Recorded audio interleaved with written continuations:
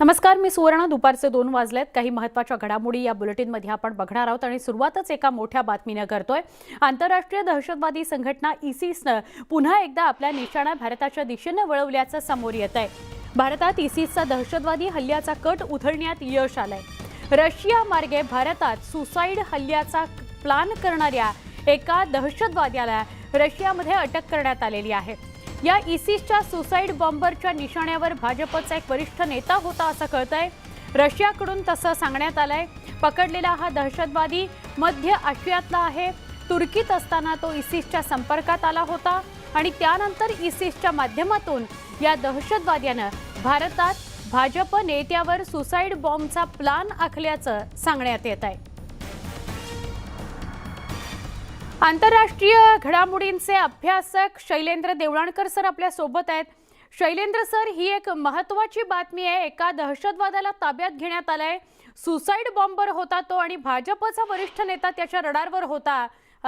काय या सगळ्या विषयी विश्लेषण करता येईल? मला असं वाटतं की यापूर्वी जरी दहशतवादी संघटनांकडनं अशा स्वरूपाच्या धमक्या दिल्या गेल्या असल्या तरी या बातमीमध्ये एक अत्यंत महत्त्वाचं नाविन्य अशा स्वरूपाचं आहे की याची जी प्लॅनिंग करणारा आहे हा सेंट्रल एशियामधला आहे आणि हा सेंट्रल एशियामधनं त्याला रशियामध्ये पकडलं जात आहे. याच्यातनं एक दोन गोष्टी स्पष्ट होतात. त्या अशा आहेत की दक्षिण आशियामध्ये स्थानिक पातळीवरती काम करणाऱ्या ज्या दहशतवादी संघटना आहेत त्यांचे आंतरराष्ट्रीय लागेबांधे कसे आहेत, म्हणजे सेंट्रल एशिया बरोबर त्यांचे कसे संबंध आहेत आणि त्याचप्रमाणे तो रशियामध्ये जेव्हा पकडला जातो त्यावेळेला ही जी कट कारस्थान आहे हे एका आंतरराष्ट्रीय पातळीवरती घडतं आहे आणि स्थानिक पातळीवरच्या दहशतवादी संघटना या IS सारख्या आंतरराष्ट्रीय दहशतवादी संघटनाशी कशा ऑर्गॅनिकली लिंक्ड आहेत, कनेक्टेड आहेत, ह्या गोष्टी याच्यातनं स्पष्ट होतात. त्यामुळे हा निश्चितच धोकादायक अशा स्वरूपाचा किंवा धक्कादायक अशा स्वरूपाचा हा प्रकार आहे.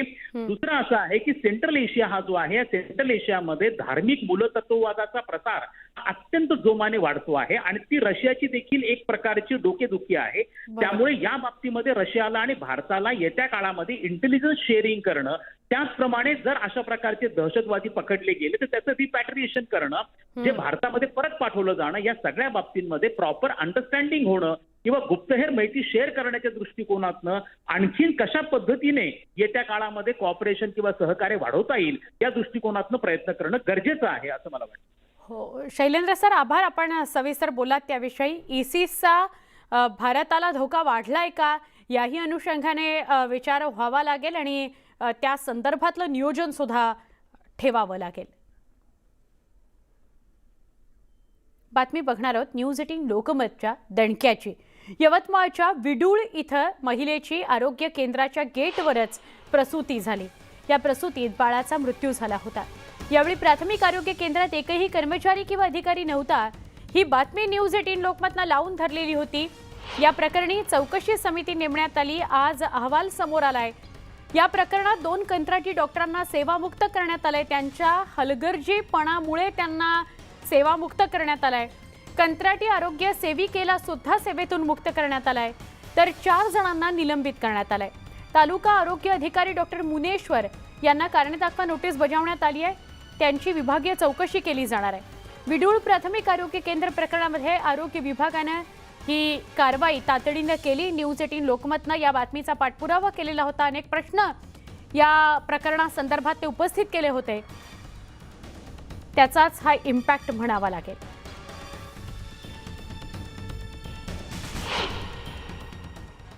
वीस 8/2022 रोजी भेट देऊन चौकशी केली व चौकशी करून त्यांनी जे दोषी आहेत कर्मचारी, जेवढे कर्मचारी दोषी आहेत त्या कर्मचाऱ्यांना निलंबनाचे आदेश काढण्यात आले. तसेच दोन्ही वैद्यकीय अधिकारी प्राथमिक आरोग्य केंद्र विडूळ यांना त्यांची सेवा समाप्त करण्यात आली. तालुका आरोग्य अधिकारी यांना शोकास नोटीस देण्यात आली. बातमी नाशिकमधून आहे. स्मार्ट सिटी म्हणून पुढे आलेल्या नाशिक शहरातील पालिकेच्या रुग्णालयांची मोठ्या प्रमाणात दुरवस्था झाली आहे. नाशिक रोड इथल्या बिटको रुग्णालय गेल्या काही दिवसांपासून समस्यांच्या विळख्यात आहे. रुग्णालयाच्या आवारात कचरा तसंच घाणीचं साम्राज्य पसरलेलं असतं. कोट्यवधी रुपये खर्चून उभारलेलं हे रुग्णालय आहे. रुग्णांना आणि नागरिकांना मात्र अनंत अडचणींचा सामना करावा लागतो। नवीन बिटको रुग्णालयात ओपीडी सुरू करण्यात आली आहे, मात्र एखादा रुग्ण आला तर ओपीडीसाठी नवीन बिटको तर ॲडमिट होण्यासाठी जुन्या बिटकोत जाण्याची वेळ आली आहे।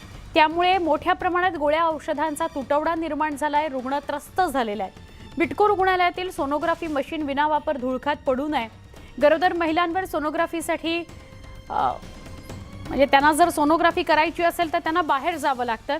तसंच HRCT मशीन असून सुद्धा केवळ टेक्निशियन उपलब्ध नाही म्हणून कोट्यवधींचं हे मशीन सुद्धा धुळखातच पडू नये।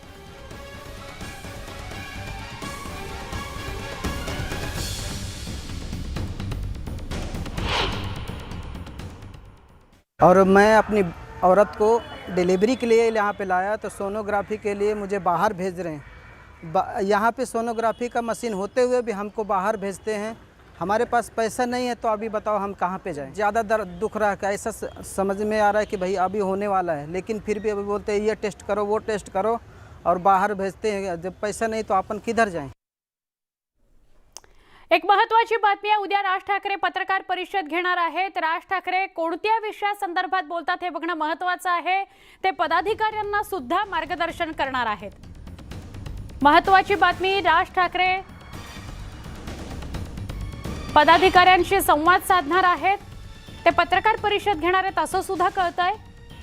आमचे प्रतिनिधी विशाल पाटील यांना अधिक विचारूया। विशाल, पदाधिकाऱ्यांशी ते संवाद साधणार आहेत, त्याचबरोबर पत्रकार परिषद सुद्धा घेणार आहेत असं कळतंय। काही अपडेट वेळेसंदर्भात काय विषय असेल, उद्देश काय?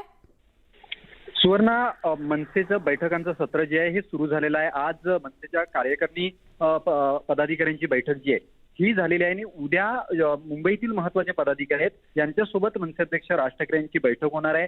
रवींद्र नाट्यमंदिर या ठिकाणी मनसे अध्यक्ष राज ठाकरे सुरुवातीला या पदाधिकाऱ्यांना मार्गदर्शन करतील आणि त्यानंतर ते पत्रकार परिषद घेणार आहेत। ज्या पद्धतीनं महाराष्ट्राचं राजकीय नाट्य झालं त्यानंतर मनसे अध्यक्ष राज ठाकरे हे त्या सगळ्या गोष्टींवरती पहिल्यांदाच बोलताना आपल्याला पाहायला मिळतील। ज्या पद्धतीनं महाराष्ट्रामध्ये सत्तांतर झालं त्यानंतर अनेक गोष्टी ज्या आहेत ह्या समोर आल्या होत्या आणि त्याच्यावरती मनसे अध्यक्ष राज ठाकरे आता नेमकं काय बोलणार आहेत याकडे सुद्धा लक्ष असणार आहे। की या सगळ्यामध्ये मनसेच्या भूमिकेबाबत एक प्रश्नचिन्ह उपस्थित केले जात होते। अनेक वेळेला मनसे आणि भाजप युतीच्या चर्चा सुद्धा ज्या आहेत ह्या गेले काही महिने रंगत होत्या, मात्र स्थानिक स्वराज्य निवडणुकींच्या पार्श्वभूमीवरती मनसेमध्ये बैठकांचं सत्र जे आहे हे सुरू झालेलं आहे आणि याच पार्श्वभूमीवरती मनसे अध्यक्ष राज ठाकरे उद्या नेमकी काय घोषणा करतात किंवा पदाधिकाऱ्यांना या पत्रकार परिषदेच्या माध्यमातून एखादी काही नवी सूचना किंवा एखादी नवी भूमिका देतात का हे पाहावं लागणार आहे। त्यामुळे पण विशाल, सध्या उद्धव ठाकरे राज ठाकरे जवळ येतील अशा ज्या चर्चा सुरू आहेत त्याच्याविषयी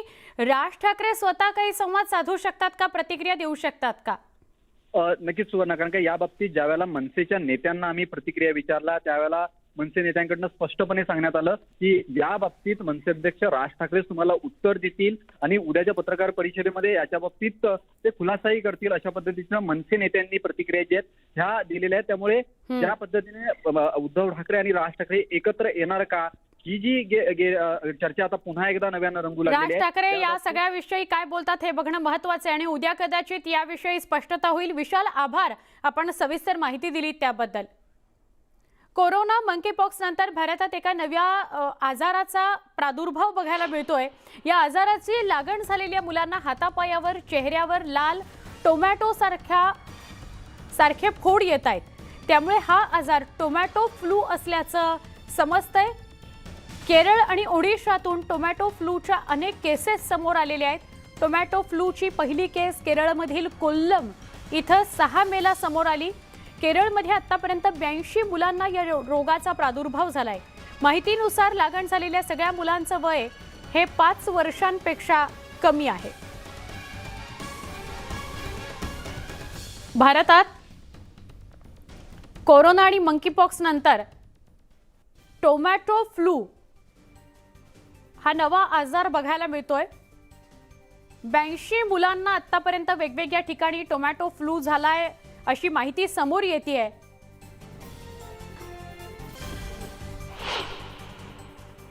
स्वाईन फ्लू, मंकी पॉक्स आणि त्यानंतर आता टोमॅटो फ्लूची सुद्धा शक्यता ही वाढत आहे. हा आजार पसरत आहे भारतामध्ये.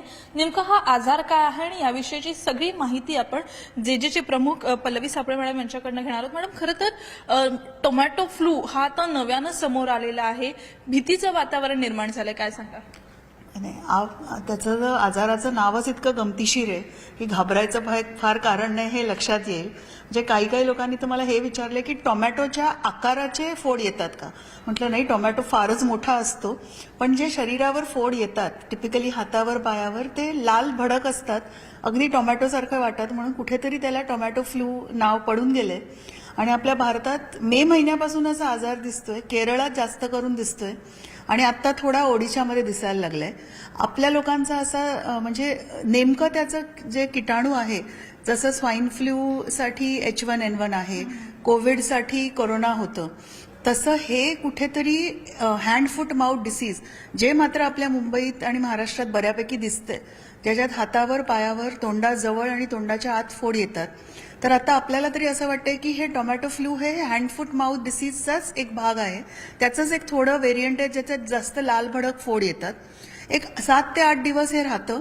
मुलांनी, आपण आधी पण नेहमी सांगतो तसं, तिथे खाजवलं तर इन्फेक्शन होऊ शकतो, नाहीतर 7 ते 8 दिवसात मूल सेटल होऊन जातं. त्यामुळे टोमॅटो फ्लू हा फार घाबरण्याचा आजार नाहीये, पण तुमच्या मुलाला झाला असेल तर डॉक्टरकडे दाखवा. ताप असतं, त्याच्यात अंगदुखी असते, मूल खूप चिडचिड होतं, काही मुलांना सांधेदुखी होते. ह्या सगळ्यांपासून त्यांना जपा. एक 7-8 दिवसात मूल बरं होऊन जाईल. व्हिडिओ जर्नलिस्ट संदीप पवारसह सुस्मिता बदाणे पाटील, न्यूज 18 लोकमत, मुंबई. बेळगावच्या गोल्फ परिसरामध्ये बिबट्या आढळून आला, त्यामुळे प्रशासनानं या परिसरातील 22 शाळांना सुटी जाहीर केली आहे. तर बिबट्याला पकडण्याकरता वनविभाग आणि पोलिसांचा मोठा फौजफाटा तैनात करण्यात आलाय. यामुळे या परिसराला छावणीचं स्वरूप आलंय. गेल्या 3 दिवसांपासून बिबट्या या परिसरात ठाण मांडून आहे. वनविभाग आणि पोलीस प्रशासन त्याला पकडण्याचा आटोकाट प्रयत्न करत आहे.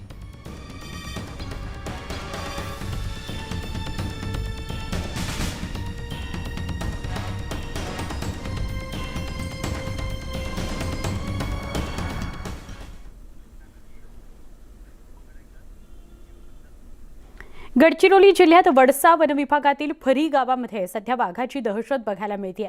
गावाच्या वेशीवर आणि शेतात येणारा वाघ आता थेट गावात प्रवेश करू लागलाय. ग्रामस्थांच्या घराबाहेर दिसू लागलाय, त्यामुळे गावकऱ्यांना घराबाहेर पडणं मुश्किल झालेलं आहे. अशातच या ग्रामस्थांनी गोंधळ घालत गावात शिरलेल्या वाघाला थेट जंगलात पिटावून लावल्याचा प्रकार समोर आलाय. देसाईगंज तालुक्यातील फरी गावालगत असलेल्या झुडुपी या जंगलात वाघ असल्याची माहिती वनविभागाला मिळाली होती. त्या वाघाला हुसकावण्यासाठी वनविभागाचे प्रयत्न सुरू असताना ग्रामस्थांनी सुद्धा गर्दी केली आणि वाघ दिसताच त्यांनी मोठी आरडाओरड करायला सुरुवात केली. या गोंधळामुळे झुडपातल्या वाघाने धूम ठोकली आणि त्याच्या मागे काही अतिउत्साही नागरिकांनी सुद्धा काही अंतरापर्यंत धाव घेतली. सुदैवानं वाघानं या ग्रामस्थांवर चाल केली नाही, त्यामुळे अनर्थ टळला. या प्रकारानंतर वनविभागाकडून नागरिकांना खबरदारी घेण्याचं आवाहन केलं जात आहे.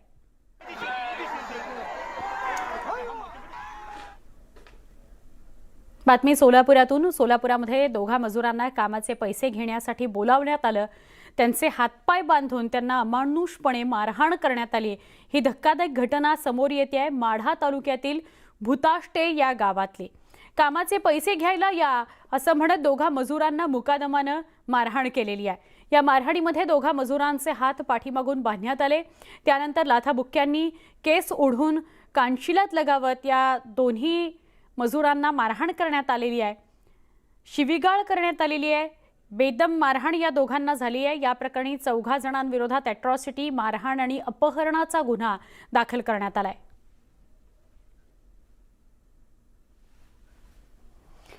पुण्यातली बातमी बघूया. दहीहंडी या खेळाला साहसी क्रीडा प्रकाराचा दर्जा देण्याची घोषणा करून मुख्यमंत्री एकनाथ शिंदे यांनी नव्या वादालाच वाट करून दिली आहे. राज्य सरकारच्या या निर्णयावरून आता राजकारण तापू लागलंय. राज्य सरकारच्या या दहीहंडी आरक्षणाविरोधात राष्ट्रवादी काँग्रेसनं पुण्यामध्ये गोट्या खेळत आंदोलन केलं. राष्ट्रवादी काँग्रेसच्या कार्यकर्त्यांकडून FC कॉलेज रोड परिसरामध्ये विविध खेळ खेळण्यात आले.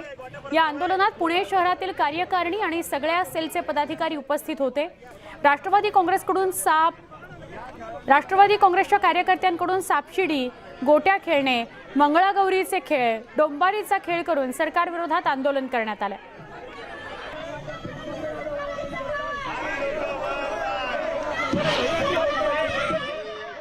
फडणवीस सरकारनं गोविंदांना खेळाडू कोट्यातून 5% आरक्षण देण्याचा निर्णय जाहीर केल्यानंतर विरोधकांनी सातत्याने सरकारला टार्गेट केलं. राष्ट्रवादीने आज पुण्यात तर अक्षरशः लुडो असेल, गोटे असेल, विट्टीदांडू असेल, डोंबारीचा खेळ हे खेळ खेळूनच एक विडंबनात्मक आंदोलन केलेलं आहे आणि सरकारला टार्गेट केलेलं आहे. म्हणजे चेष्टेचा विषय बनलेला आहे अक्षरशः राज्य सरकार. मला सांगा तुम्ही काय चाललंय विट्टीदांडू? एकनाथ शिंदेजी आणि देवेंद्रजी फडणवीस हे या राज्यात आल्यापासून या राज्यामध्ये एक नवी पिढी निर्माण करण्याचा प्रयत्न करतात. पूर्वीच्या पिढीमध्ये एमपीएससीची परीक्षा देण्याकरता ग्रॅज्युएशन करणे, रात्रंदिवस अभ्यास करणे ही प्रक्रिया असायची.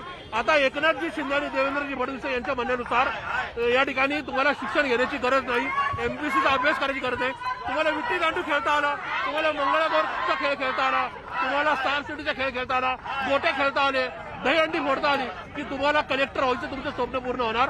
आता कलेक्टर होण्याकरता ग्रॅज्युएशन करण्याची गरज नाही.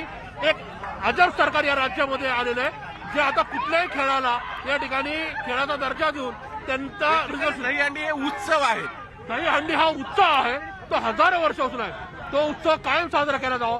पण दुर्दैवाने आता त्याच्या मागून या ठिकाणी कुठेतरी राजकारण खेळण्याचं काम केलं आहे. पण या राजकारणाच्या नादामध्ये या राज्यातलं दर्जेदार शिक्षण आणि चांगल्या पद्धतीचे अधिकारी घडण्याचं जे काय कार्यकर्त्यांनी प्रशिक्षण देतं की काय? हे एक प्रकारचं प्रशिक्षणच आहे. कारण की खुद्द आमचे मुख्यमंत्री जर म्हणत असतील की तुम्हाला दर्जेदार शिक्षणाची गरज आहे, तुम्हाला विट्टी दांडूची गरज आहे, तर मग कार्यकर्त्यांना आम्ही प्रशिक्षण शिबिर या ठिकाणी ठेवलेलं आहे. फुगडी खेळतोय, जिम्मा खेळतोय, मंगळागौर करतोय, कारण की आता सरकार म्हणतं ना मंगळागौर खेळा आणि तुम्हाला नोकऱ्या मिळतील. तर असा सगळा विषय चालू आहे. आता आम्ही मंगळागौर करतोय, फुगड्या खेळतोय, गोट्या खेळतोय, सगळ्याच गोष्टी करतोय. खेळातून जर हे लोक आम्हाला नोकऱ्या देणार असतील तर आमचं भविष्यामध्ये कल्याण करणार असतील तर आम्ही आता हे सगळं करू ना. Video journalist Ganesh Kadam, Chandrant Punje. पुढच्या बातमीकडे वळूया. मुंबई गोवा महामार्गावर दुरावस्था झालेली आहे. या दुरावस्थेविरोधात मनसेकडून वाकण नाक्यावर आंदोलन करण्यात आलं. मुंबई गोवा राष्ट्रीय महामार्गावरील पळसपे ते इंदापूर भागातील महामार्गाचं काम 12 वर्षांपासून रखडलंय. त्यामुळे प्रशासन आणि राज्य सरकारचा निषेध करत मनसेच्या वतीने जनआंदोलन करण्यात आलं. महामार्गावरील जीवघेणे खड्डे आणि धोकादायक परिस्थितीच्या विरोधात हे आंदोलन करण्यात आलं. मनसैनिकांनी मुंबई गोवा हायवेच काही वेळ रोखून धरला होता.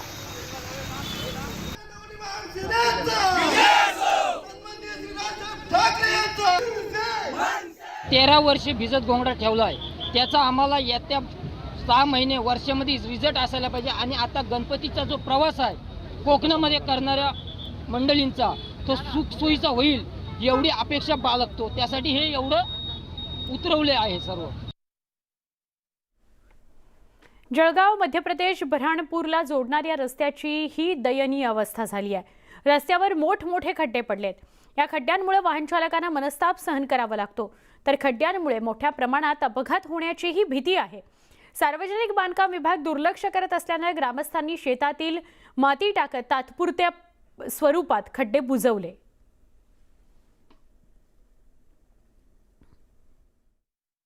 जळगाव ते बऱ्हाणपूर जोडणारा हा एकमेव मार्ग आहे. या मार्गावरती खूप मोठमोठे खड्डे झालेले आहे पावसामुळे. आणि याच खड्डे विझवण्यासाठी PWतर्फे इथे अशी माती टाकून हे खड्डे विझवण्याचं काम इथे सुरू आहे. आपण बघू शकतो ही जी माती आहे ही माती आता इथे टाकलेली आहे. आणि ही माती आता पावसामध्ये पूर्ण इथे चिखल होऊन इथे अपघात होण्याची शक्यता नाकारता येत नाही. तसेच आपल्यासोबत या ठिकाणी बोलण्यासाठी काही प्रवासी आपण त्यांच्याकडून जाणून घेऊ. सर मला हे सांगा, आता हे इथे जे खड्डे विझवण्याचं काम माती टाकून चालू आहे तर मी समाधान आहे का? अजिबात समाधानी नाही आहे. कारण मी या रस्त्यावरून दररोज प्रवास करतो साहेब. आणि अक्षरशः रस्त्याची पूर्ण चाळणी झालेली आहे. त्याची शोकांतिका सगळ्यात महत्त्वाची अशी आहे की या खड्ड्यांमध्ये आता शेतातली माती आणून टाकतायत. आणि पाऊस झाला, ही जर माती ओली झाली, त्याच्यातून जर दुचाकी घसरल्या तर ते जे काही प्रवासी आहेत त्यांच्या जीविताला काही हानी झाली तर त्याला जबाबदार कोण असणार आहे? तर हा विचार अत्यंत गांभीर्याने घेतला पाहिजे PWने, असं माझी एक मागणी आहे. आणि याच्यावरती त्वरित कार्यवाही व्हावी असं मला वाटतं. गाडी स्लिप होते, गाडी स्लिप झाल्यानंतर माणूस 10 फूट 15 फूट फेकला जातो. आणि याला जबाबदार कोण? PW जबाबदार याला राहील. आम्ही PWDचे अधिकारी यांना फोनवरती विचारलं तर त्यांनी उडवाउडवीचे उत्तर दिलेले आहे. इम्तियाज अहमद, न्यूज 18 लोकमत, भुसावळ. मुंबई अहमदाबाद या महामार्गावरील स्थिती मुख्यमंत्र्यांच्या आदेशानंतर सुद्धा जैसे थेच आहे, त्यामुळे आश्चर्य व्यक्त होत आहे. महामार्गावरील खड्डे कायम असल्यानं काँग्रेस पदाधिकाऱ्यांनी खड्ड्यात गवत लावून निषेध नोंदवला. बवियाचे आमदार राजेश पाटील यांनी खड्ड्यांच्या मुद्द्यावर खानिवडे टोल नाका बंद पाडला. मात्र त्या आंदोलनाला टोल वसूल करणाऱ्यांनी गांभीर्यानं घेतलं नसल्याचं पाहायला मिळत आहे. त्यामुळे एखादा बळी गेल्यानंतर प्रशासन जागं होणार आहे का, असा सवाल उपस्थित केला जातोय. मध्य प्रदेशातील राजगड या जिल्ह्यातून एका व्यक्तीची गुंडगिरी उघडकीस आली आहे. जिल्ह्यातील बियोरा इथल्या काचनरिया या टोल नाक्यावर एका व्यक्तीनं महिला कर्मचाऱ्याला शिवीगाळ करून मारहाण केली. या घटनेचा व्हिडिओ तिथं लावण्यात आलेल्या CCTV कॅमेऱ्यात कैद करण्यात आलाय. महिलेचा दोष इतकाच होता की तिनं आरोपींकडून टोल टॅक्सची मागणी केली. या घटनेनंतर संबंधित आरोपीनं नंतर आपल्या सहकाऱ्यांसह पुन्हा टोल नाक्यावर येत राडा घातला आणि टोल प्लाझावरील ऑफिसमध्ये तोडफोड केली. काही कर्मचाऱ्यांना देखील मारहाण केली. या घटनेबाबत टोल प्लाझाची महिला कर्मचारी जिने पोलीस ठाण्यात FIR दाखल केलेला आहे.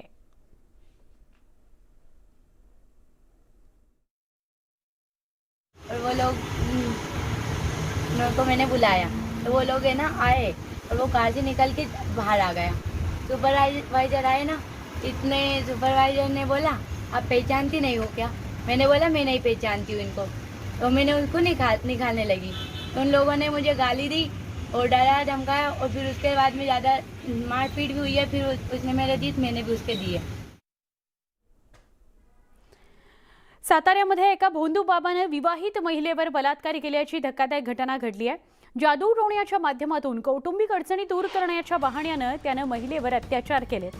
राजसपुरा पेठेत दर्गा चालवणाऱ्या मुख्तार नासिर शेख या भोंदूवर शाहूपुरी पोलीस ठाण्यात जादूटोणा प्रतिबंधक कायद्यानुसार गुन्हा दाखल करण्यात आलाय. पोलिसांनी या भोंदू शेखला ताब्यात घेतलाय. पोलिसांकडून घटनेचा अधिक तपास सुरू आहे.